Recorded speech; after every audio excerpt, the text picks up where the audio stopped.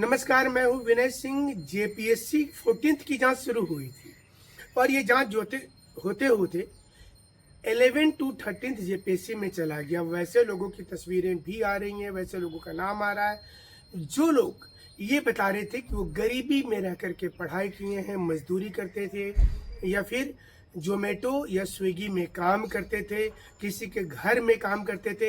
ये तमाम चीज़ें अब सामने आना शुरू हो गया है। 11 to 13th में पीटी मेंस और इंटरव्यू के लिए अलग अलग रेट चार्ट के बारे में आ गया।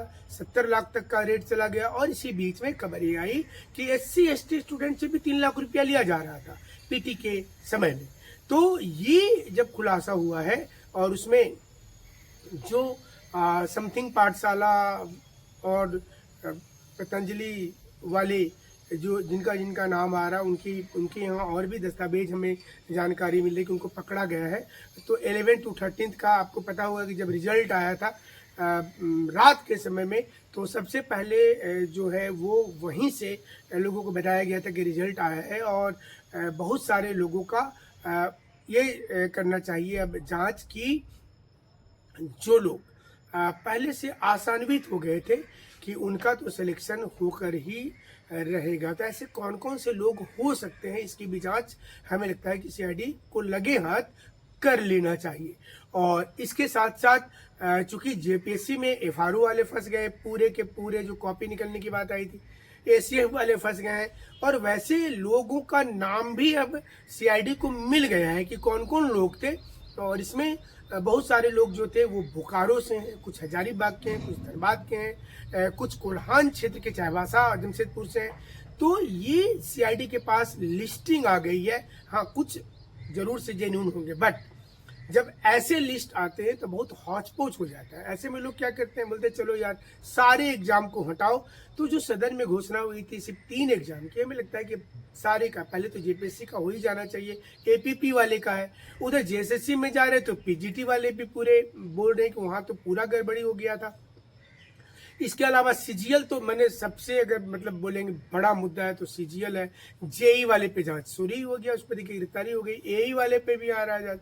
जितने एग्जाम हुए हैं पिछले 7-8 वर्षों में, उन सारों पर अब जांच शुरू होगा।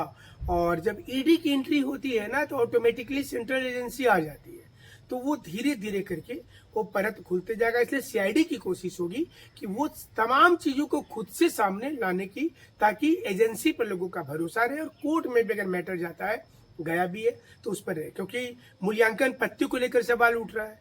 11 to 13th पर मूल्यांकन पत्ती क्या था, तो काफी कमजोर रहा था, उसे लेकर के अब सवाल आ जा रहा है। दूसरा, जब सदस्य और चेयरमैन के बीच ही लड़ाई चल रही है तो इस पर भी आपत्ति होगा, टेंडर देने में आपत्ति होगा।